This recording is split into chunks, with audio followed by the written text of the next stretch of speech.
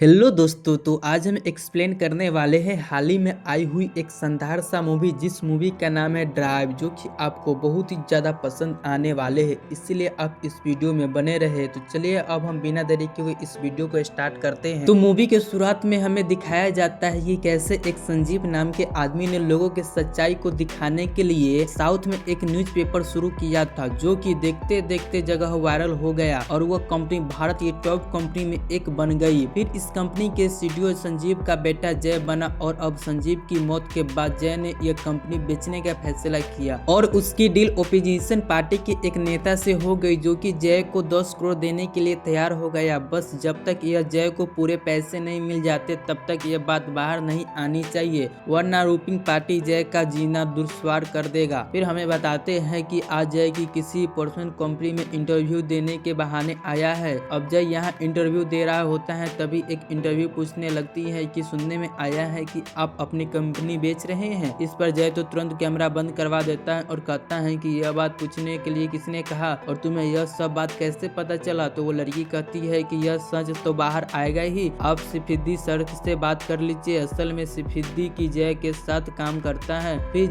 जय सिफिद्दी से बताता करता है कि सिफिद्दी तो कहता है कि यह इंटरव्यू के बाद यह एयर होगा, इसलिए तुम इसको सच बता सकते हो। जिसके बाद डील होते हैं वो तो तुरंत वो लंदन शिफ्ट हो जाएगा, इसीलिए कोई प्रॉब्लम नहीं होगा। जिस पर जय मान जाता है और अपना इंटरव्यू दे देता है। किसी जय की बीवी सिया का फोन आता है, जो कि बोलिंग में अपने बच्चे के साथ रहती है और जय यहाँ कहता है कि डील हो गई है, बस जल्दी हम सब साथ में एंजॉय करेंगे, फिर हमें कोई काम नहीं करना पड़ेगा। जिस पर श्रेया भी खुश हो जाती है। साथ ही जय बताता है कि मैंने गिफ्ट भेजे हैं, शाम तक मैं आऊंगा तो साथ में उसे खोलेंगे। यह कहकर वो अपनी कार में निकल जाता है। इसके बाद जय पर उसके दो जिगरी दोस्त का कॉल आता है, जिसमें से एक एक्टर था अजय और एक जर्नल था ईशान। यह दोनों जय के बचपन के जो दोस्त होते हैं, इनमें से 3 दोस्त मिलने की प्लानिंग कर रहा था ताकि यह दोस्त में एंजॉय कर सके, इसीलिए यह लंदन आने वाले हैं। फिर अपने दोस्त के बात करने के बाद ये जल्दी बल्कि जाने के लिए कार के निकल जाते हैं। तभी हम एक आदमी को देखते हैं जिसमें से मास्क लगाया था और वह हैकिंग कर रहा था। साथ ही हमें पता चलता है कि आदमी ने जय का नजर रखी है। जिसके बाद जय पर उसी हैकर का कॉल आता है, जो कि कहता है कि मुझे तेरी काली राज के बारे में सब पता है। यह सुनकर जय को लगता है कि उसके दोस्त मजाक कर रहे होंगे, इसीलिए वो फोन कट कर देता है। तभी जय पर एक और मैसेज आता है, जिसमें से एक उसके अकाउंट में 1 करोड़ अपने आप कट गए थे और फिर हैकर उसको फोन कहता है 100 करोड़ में से 1 करोड़ ले लिया तो कोई बड़ी बात तो नहीं है। यह सुनकर जय को होश उड़ जाते हैं, यह सब में से कैसे पता है। फिर वह हैकर कहता है कि मैं तेरा बाप अच्छा आदमी था, पर पैसे के लालच में वो भी क्लप्ट हो गया था और तू भी तो उससे भी बड़ा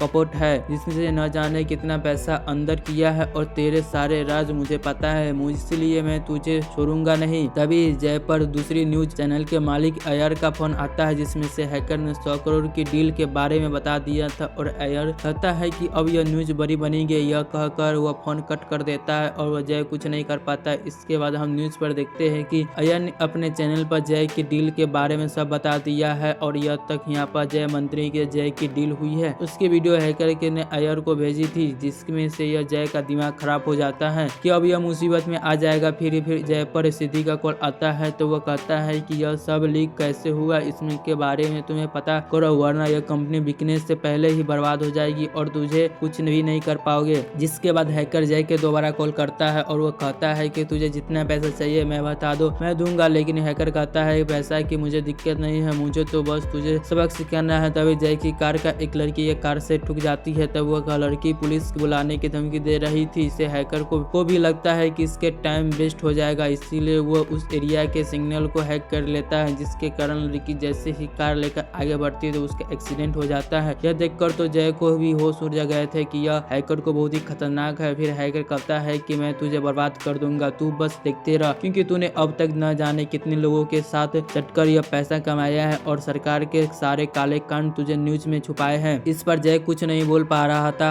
होता है। अब हैकर से यह बात करने के बाद जय सीधा अपना साइबर टीम के कॉल करके हैकर के पता लगाने को कहता है, तो उसकी टीम बताते हैं कि यह सब आपके फोन से हैक हुआ है, हम यहाँ से कुछ भी नहीं कर सकते हैं। तभी सिद्धि उस पर फोन करके कहता है कि अब तो सरकार भी हमारे पीछे पड़ जाएगी, बस यह कंपनी जल्दी से बिक जाए वरना कुछ बहुत बुरा हो सकता है। यह सुनकर चैट डर जाता है, फिर वह तुरंत अपना फोन स्विच ऑफ करता है। इसके बाद जय का एक शॉप पर जाता है और वो वहाँ से एक छोटा सा फोन फोन और सिम खरीदता है ताकि वह सिद्धि और अपने लोगों से बात कर सके। इसके बाद जय सीधा अपने पापा के वकील राव के फोन करता है और वो पूछता है कि यह बताओ, अगर मेरे पास ज्यादा प्रॉफिट हो जाए तो क्या यह सब टैक्स वाले सीज कर देंगे? यह सब राव भी कहता है कि हाँ, हमने टैक्स बचाने के लिए बहुत से गोलमाल किया है, इसीलिए दिक्कत तो हो सकती है। तभी जय और बात राव को बताता है कि हमने जो कि एक NGO बनाया था ना, वो गरीब बच्चे की मदद के लिए, उसमें से फंड्स आता है, उसमें से मैंने 70% अपने पास स्विफ्ट बैंक में रख दिया था और अब बस 30% की है रेटिक की है।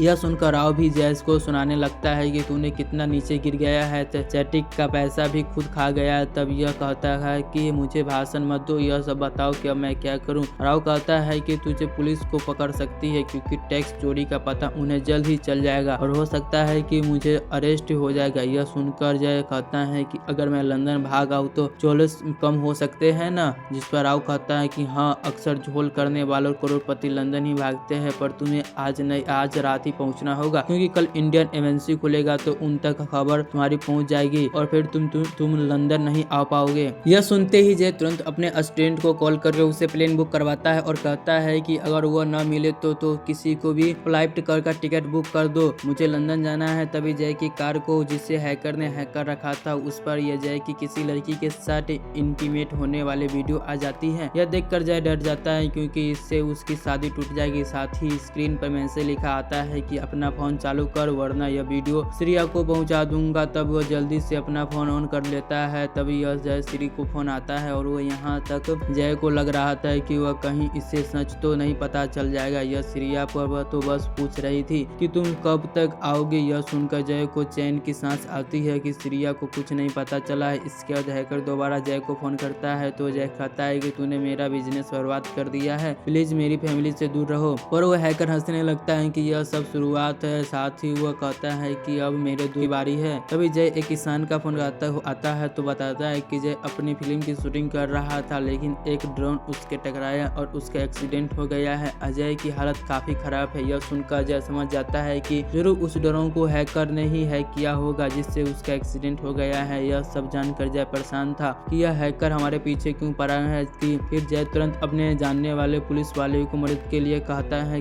पर उनकी मदद नहीं कर पाता है क्योंकि जय हैकर का नाम तक नहीं जानता था। इसके बाद जय का हैकर का फोन आता है तो वह कहता है कि मैं तेरे साथ एक कार आ रही होगी, अगर उसका पीछा करेगा तो मेरे बारे में तू जान सकता है ताकि मुझे तरपाने में और मजा आए। तब यह जय उस पर मार्क्स वाले का पीछा करता है और यह आदमी जय का एक ग्राउंड के पास लाता है। जय का यहाँ से उस मार्क्स वालों को मारने लगता है पर मार्क्स वालों को केवल हायर किया गया था तो उसके एक बॉक्स देकर चला जाता है। अब उस बॉक्स में जय देखता है कि उसमें से उसकी स्कूल की पुरानी फोटो है और उसके पीछे जॉन लिखा था। यह देखकर तो जय को होश उड़ जाता है कि यह कहाँ से आया है। फिर हमें पास्ट का सीन दिखाते हैं जब जय स्कूल में था तब उसे एक लड़की पसंद थी पर उसकी जॉन नाम के लड़के से बात करती थी, इसीलिए जय अजय और ईशान के साथ उसके रूम में आया और उसे पीट कर भगा दिया। जिसके बाद जॉन ने उस लड़की के से बात करना बंद कर दिया है और कई बार वो स्कूल भी नहीं आता था, जिससे वो लड़की भी उदास थी। फिर जय को जब लगा कि वो लड़की जॉन से ही बात करना पसंद करती है तो उसने सोचा कि जॉन को मजा चखाया जाए। फिर एक दिन उन्हें पता चला कि जॉन को कोई बीमारी है, इसीलिए जय और उसके दोस्त ने पूरे स्कूल में फैला दिया है कि उसे एड्स है, इसीलिए कोई भी जॉन से बात नहीं करता था और जॉन को भी अकेला पड़ गया था। फिर एक दिन सब से परेशान होकर जॉन ने छत से कूदकर अपनी जान दे दी। अब सीन प्रेजेंट में आता है और जय ईशान को कॉल करके यही सब बात बता रहा था कि जॉन को मर चुका है तो मेरे पीछे कौन पड़ा है। जिस पर ईशान कहता है कि उसका एक छोटा भाई भी था। यहाँ से जय समझ जाता है कि जॉन की मौत बदला उसका छोटा भाई ले रहा होगा, पर तुरंत ही एक लड़की का फोन आता है जो कि जय से सर की बेटी थी और पता चलता है कि उसके सर को कई साल पहले मर चुके हैं। असल में उसी सर को जय को पापा ने पैसा खिलाए थे ताकि वह जय को उसके दोस्तों पर कोई एक्शन ना ले, क्योंकि जॉन ने जय को उसके दोस्तों से तंग आके अपनी जान दे दी थी। इसीलिए जय को लगने लगता है कि यह सब काम जॉन का भाई ही कर रहा होगा और जब को मारेगा। फिर जब ईशान दोबारा कॉल करता है तो वो ईशान को सांस लेने में दिक्कत हो रहा था। वो बताता है कि मैंने बाहर से खाना मंगा के खाया था तभी से दिक्कत आई है। तब समझ आता है कि इसमें से भी वह हैकर ने ही कुछ मिलाया होगा। अब यहाँ पर से वह कुछ कर पाता है, उससे पहले ईशान की मौत हो जाती है जो देखकर जय को हैरान हो जाता है। अब इसके बाद हम देखते हैं कि हैकर की खुशी के मारे नाच रहा था पर जय के होश उड़ गए हुए होते हैं। फिर जय तुरंत पुलिस वाले को फोन करता है और कहता है कि पता करो जॉन डिस्कोट नाम से एक लड़के को पिता डेविस डिस्कॉर्ड इस समय कहाँ है, तुम उस पर पहुंच जाओ और तुझे हमें हैकर मिल जाएगा। पर तुम तब पुलिस वाला उसी काम में लग जाता है। फिर जय का हैकर का फोन आता है तो जय कहता है कि मैंने जान गया है तू कौन है और मेरी गलती नहीं थी, जॉन मर गया है और मैं सब तक बहुत छोटा था ना। लेकिन हैकर कहता है कि तेरे कारण मेरा भाई मर गया है और उसके गम में मेरी माँ भी चली बसी है, फिर मेरे पापा भी बीमार हो गए हैं और वो अभी भी चले बसे हैं और मैं अकेला ही इस दुनिया में लड़ता रहा। इसके बाद मैं भी एक ही टारगेट था, तुझे बदला लेना। फिर हैकर कहता है कि तू अपनी फैमिली के बचा सकता है तो बचा ले, क्योंकि मैंने वहाँ गिफ्ट में बम रखा था, अगर तू मेरा एक काम नहीं करेगा तो बस वो बम फट जाएगा। यह सुनते जय कहता है कि जो कहेगा वो करूँगा, बस मेरी बीवी और बच्चे को कुछ नहीं होना चाहिए। फिर हैकर ने उसे कहता है कि जय पर एक लोकेशन पर आने के लिए जहाँ पर कुछ लड़कियों को रशियन ने पकड़ रखा था। तब हैकर कहता है कि पुलिस को मैंने इन्फॉर्म कर दिया है, पर अब तुम लड़कियों के साथ हो तो रशियन माफिया के साथ तुम्हारा चेहरा भी कैमरा में आ जाएगा होगा, यानी तुम भी पुलिस के हाथों पकड़े जाओगे। इसीलिए एक काम करो, इस रशियन को खत्म करो और लड़कियों को बचा लो। तभी वहाँ पर जय रशियन हमला कर देता है। तब एक एक करके उन लोगों को मारता रहता है, पर पुलिस के आने से पहले ही निकल जाता है। हालांकि उस लड़की को बचा लिया है। यह देखकर हैकर भी जय को तारीफ करता है और कहता है कि तू अब बस तूने काम तो अच्छा किया है, पर अगर तू 10 मिनट में अपनी फैमिली के पास नहीं पहुंचा तो बम फट जाएगा। यह सुनकर तो जय बड़ी तेजी से कार से चलाता है, क्योंकि घर के पास में ही था, पर हैकर ने कार को ही रोक देता है और यह देखकर जय को भागने लगता है। पर 10 मिनट में पूरे होने के लिए 2 मिनट बचे थे और जय को समझ नहीं आ रहा था कि अब क्या करे, इसीलिए उसकी आंखों में आंसू आ जाता है। तभी हैकर जय को फोन करके कहता है कि अगर बम फटने को से रुकना है तो तेरे फोन पर एक डाला है, उसमें बम नहीं फटेगा। यह सुनकर जल्दी से जल्दी बचाया होगा कोड डाल देता है, जिसमें से टाइमिंग रुक जाता है। फिर जय जल्दी से अपने घर पे आता है और वो बॉक्स को खोल कर देखता है तो उसमें से कुछ नहीं था। जिसके बाद हैकर दोबारा जय को फोन करता है और कहता है कि तू बॉक्स में बम नहीं था, बल्कि यह तो सब मेरा एक प्लान था। असल में मुझे लगा था कि तू रशियन के हाथों मारा जाएगा, पर तूने तो वहां से बच निकला, इसीलिए मैंने CID के सर्वर को तेरे मोबाइल के जरिए हैक करवाया, क्योंकि तूने अपने फोन से एक कोड डाला था, यानी सब तक CID वालों को तेरे लोकेशन पता चल गई थी होगी और हैकिंग के जो तू जुर्म में तुझे कम से कम 20 साल की सजा होगी। तभी वहां पर पुलिस आ जाती है और जय को हैकिंग करने के जुर्म में अरेस्ट कर लेती है, यानी हैकर का एक प्लान काम कर गया। फिर हमें 20 साल का बाद सीन दिखाया जाता है, जहां हमें हैकर का चेहरा देखने में को मिलता है और वह अब हैकर के साथ उसकी फैमिली भी थी। तभी उस पर जय का फोन आता है जो कहता है कि अब जेल में रहकर भी मैं गेम सीख गया हूँ और जिस पर तू तरह से तूने मुझे बर्बाद किया है, मैं अपना बदला लेकर जरूर आऊंगा। तब हैकर भी कहता है कि आजा, मैं डरता नहीं हूँ। यहीं पर यह मूवी खत्म हो जाता है। तो दोस्तों, आपको ये मूवी कैसा लगा आप हमें कमेंट करके जरूर बता दीजिएगा। जय हिंद, जय भारत।